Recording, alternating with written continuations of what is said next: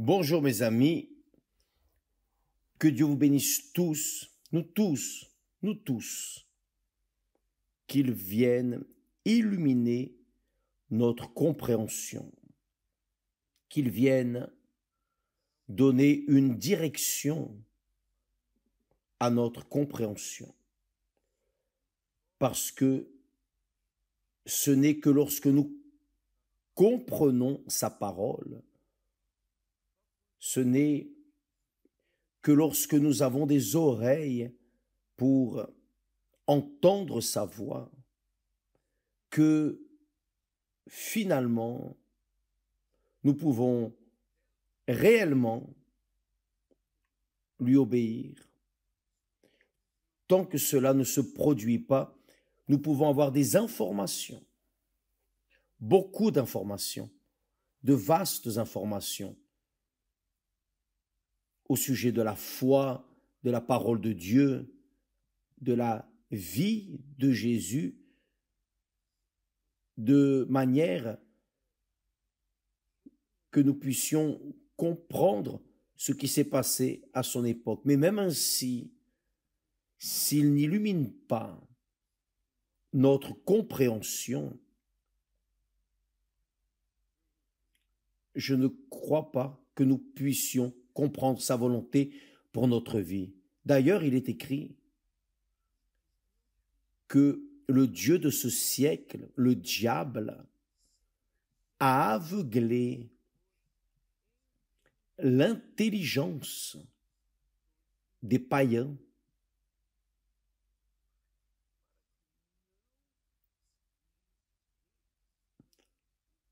pour que la lumière de l'évangile, de la parole de Dieu ne resplendisse pas sur eux, pour qu'ils ne soient pas sauvés. Le Dieu de ce siècle, le Dieu de ce siècle, de ce monde. Donc, vous pouvez comprendre que le Dieu de ce monde peut être la richesse, la vanité, les propres désirs, les propres rêves. Les dieux de ce siècle, de ce monde, qui dévient l'intelligence, la compréhension des personnes, qui dévient l'attention des personnes de la parole de Dieu vers les choses que le monde présente.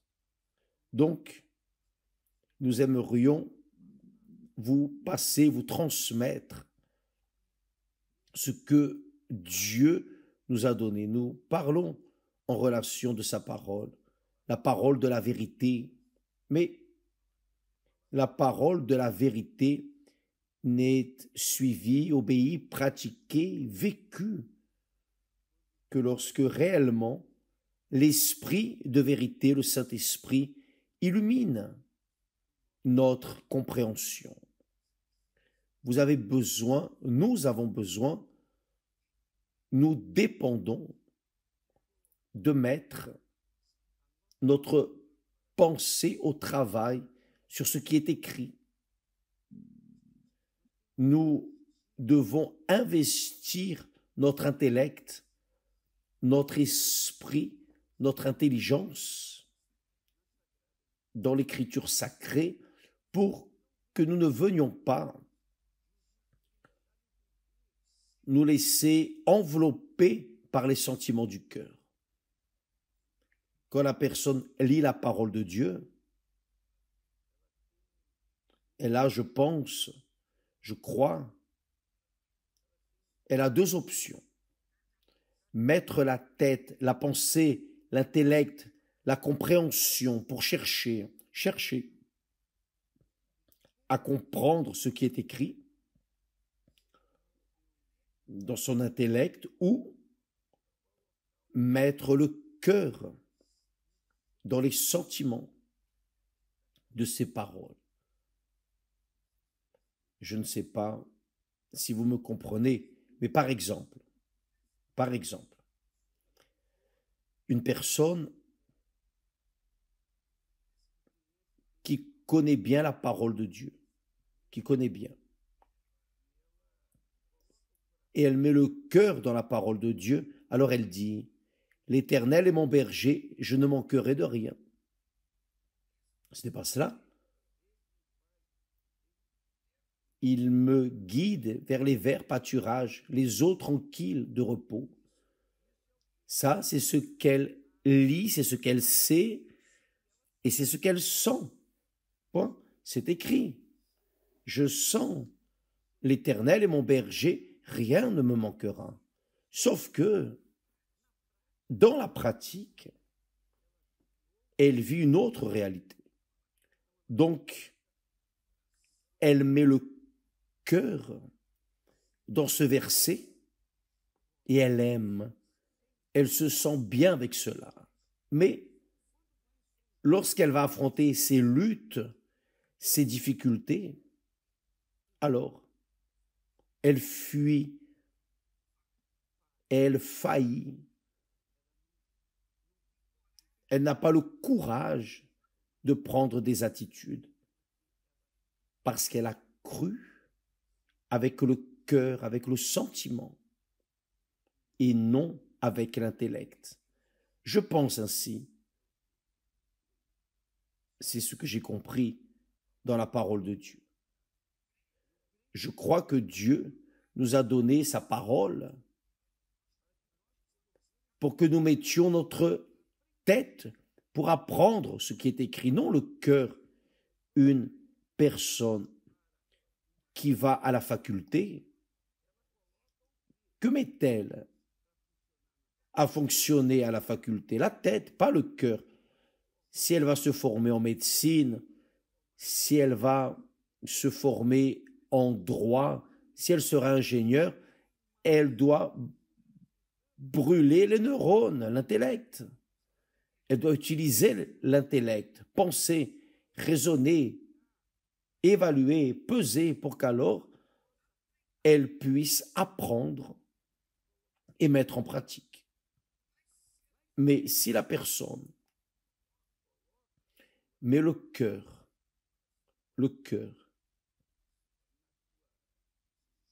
dans ses études, elle n'apprendra rien.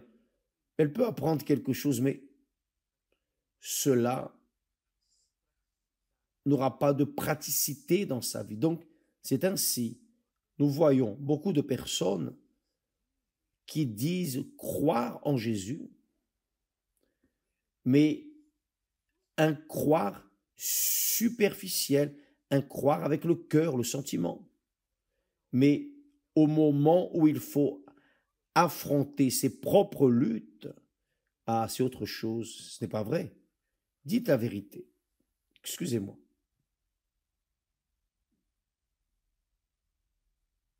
Bien. Je comprends cela. Je comprends que il ne suffit pas de connaître la vérité. Il ne suffit pas de simplement connaître la vérité. Vous devez la mettre en pratique. Parce que si vous ne la mettez pas en pratique, à quoi bon sentir que la vérité est véritable et ne pas l'assumer dans votre vie, n'est-ce pas? Oui ou non? Le Seigneur Jésus, alors, a dit, l'homme ne vivra pas de pain seulement, par exemple. L'homme ne vivra pas de pain seulement. Il a enseigné cela. Mais de toute parole qui sort de la bouche de Dieu. Et il a été tenté dans le désert lorsqu'il était depuis 40 jours sans manger. Évidemment qu'il avait faim. Et quelle faim devait-il avoir? Y avez-vous pensé? Il était homme, il était Dieu, mais il était homme. C'est pour cela il est appelé le Fils, c'est-à-dire le Fils de Dieu dans l'homme. Jésus était Dieu dans l'homme, dans la chair, soumis, sujet à des sentiments, aux douleurs, sujet à la fatigue, à la soif, sujet aux tristesses, aux joies. Il était comme nous, comme moi, comme vous. Il était homme, pur, mais Dieu était avec lui. L'Esprit de Dieu était avec lui, était en lui. Mais le Saint-Esprit, lorsqu'il a eu faim pendant 40 jours et 40 nuits, le Saint-Esprit ne lui a pas donné à manger sur le moment. Il ne lui a pas donné. Il a eu faim, vraiment. Mais il a résisté. Et le diable, sachant qu'il avait faim, a profité. Précisément après 40 jours, une quarantaine de jeûne de nourriture. Le Seigneur Jésus devait être désespéré de faim, car son corps, sa chair, son humanité, la nature humaine désirait cela.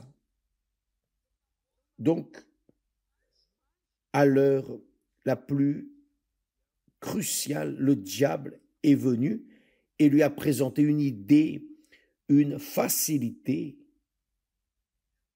Oui, une idée qui résoudrait le problème au moment. Ce que tout être humain veut, c'est la réalité. Nous tous, lorsque nous affrontons des problèmes, nous tous, sans exception, immédiatement, nous en appelons à la solution. Nous voulons la solution déjà, immédiatement. Donc, c'est ce que le Seigneur Jésus a passé. Le diable lui a offert, lui a donné l'opportunité, transforme ces pierres en pain, et point. Mais le Seigneur Jésus savait également, il avait conscience, voyez, à l'heure de la faim, il n'a pas écouté la faim, il n'a pas écouté ses sentiments de faim, mais il a fait appel à ce qu'il savait de la parole de Dieu. Quelle chose merveilleuse. Jésus, même en sentant dans la chair la faim, il ne s'est pas laissé entraîner par la suggestion facile que le diable lui a présentée. Et il a dit, l'homme ne vivra pas de pain seulement. C'est ce qui est écrit. Et ce qui est écrit, et ce que nous devons vivre, en d'autres mots, Jésus dit, ce qui est écrit, c'est ce que je vis. Et c'est ce que tous doivent vivre. L'homme ne vivra pas de pain seulement, mais de toute parole, en d'autres mots, de toute promesse de Dieu, la parole de Dieu. Donc, quand le Seigneur Jésus a résisté avec cette parole, le diable a vu qu'il a perdu cette première bataille. Et après, il est venu avec une autre. Et après, il est venu avec une autre. Et chaque fois, Jésus a résisté avec seulement la parole. Il a continué à avoir faim. Il a continué à avoir faim jusqu'au moment où le diable a perdu parce qu'il a gardé son idée, sa pensée, son intellect, son intelligence. Il a fixé la parole de Dieu dans sa pensée, dans son esprit, et ainsi il a pu résister. Ainsi il a pu vaincre l'une de ses plus grandes batailles, là, le propre Lucifer. Il a vaincu. Et nous devons suivre ce modèle de foi, la foi intelligente, la foi qui est appuyée sur ce qui est écrit et non laisser nos nécessités, nos besoins viennent dépasser ou viennent nous obliger à écouter et vouloir la solution en accord avec le moyen le plus facile, qui n'est pas en accord avec la volonté de Dieu. L'homme ne vivra pas de pain seulement. Donc maintenant, je comprends ce que signifie, pourquoi Jésus n'était pas malade, Jésus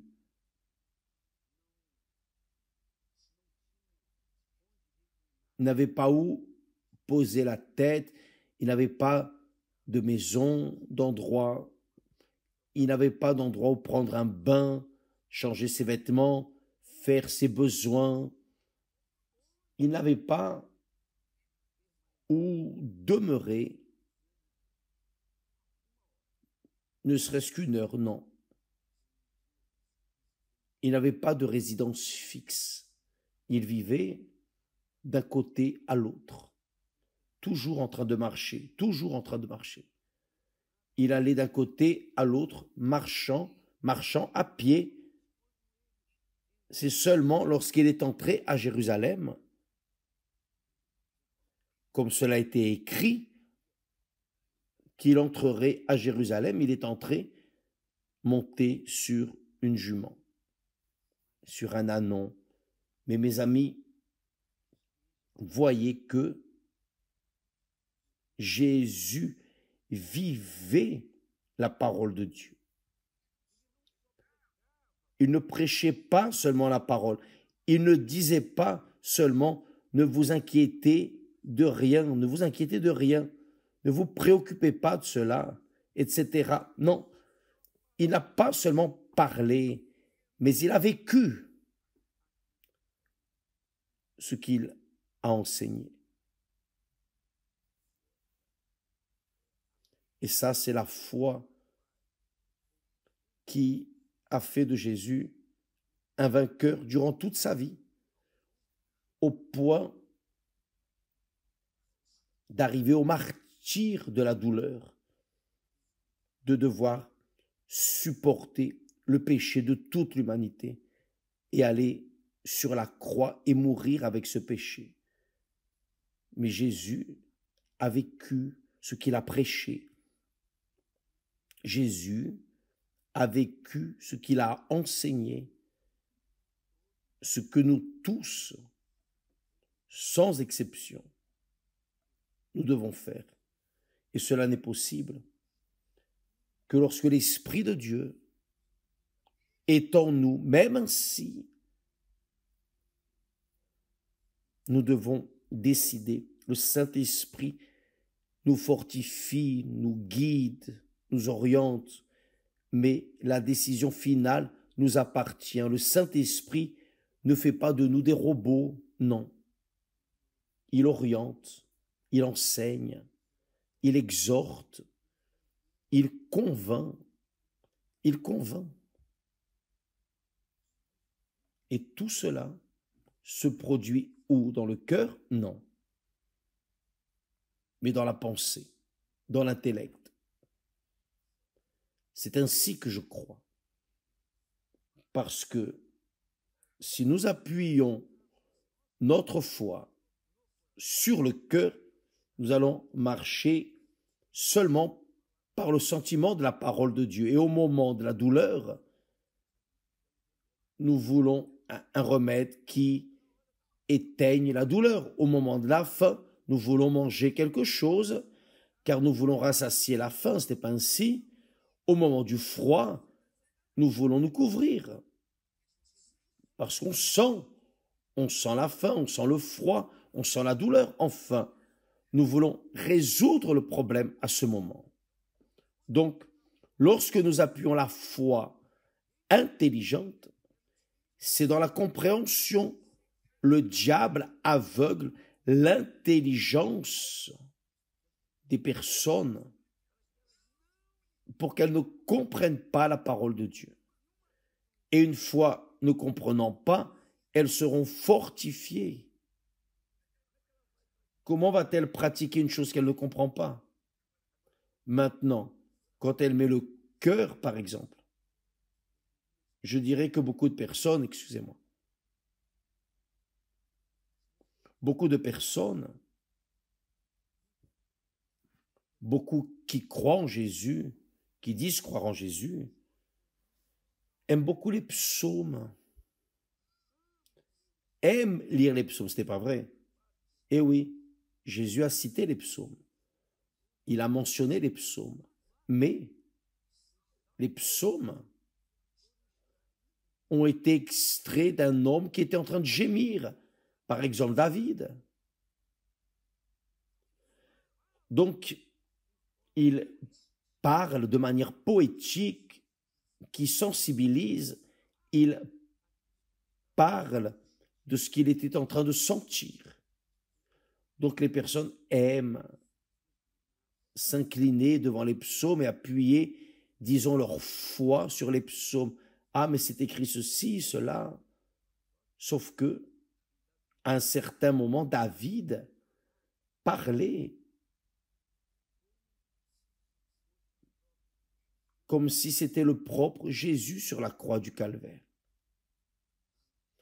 Là, au psaume 69, il dit « Mon âme est en profonde agonie ». Donc, cela sensibilise beaucoup le cœur du lecteur. La personne qui lit, la personne aime parce qu'elle s'identifie à cette situation. Mais cela ne résout pas. Cela ne résout pas. La foi ne peut pas être appuyée simplement sur ce que nous sentons, mais sur ce en quoi rationnellement nous croyons, intelligemment. Jésus a affronté le diable en disant « Satan, il est écrit », c'est-à-dire il vivait ce qui était écrit. Et Satan savait cela. Et Satan a perdu parce que le Seigneur Jésus a gardé sa pensée intacte. Il ne s'est pas laissé entraîner par les sentiments de son cœur. C'est facile. Le royaume de Dieu n'est pas un royaume de facilité. Le royaume de Dieu est pris par violence, par effort, sacrifice. Vous devez sacrifier, et je ne parle pas de sacrifice économique, non, car le sacrifice économique est facile. Le difficile, c'est le sacrifice du cœur. C'est sacrifier ses volontés, ses rêves, c'est sacrifier ses vanités, ses rêves, ses projections, etc., son futur. C'est difficile, car quand la personne réellement est dirigée par le Saint-Esprit, elle pense, elle pèse, elle raisonne et elle décide de dire « il est écrit et c'est ce que je vais suivre indépendamment de ce que je sens ou de ce dont j'ai envie ». Avez-vous compris, mes amis? J'ai beaucoup parlé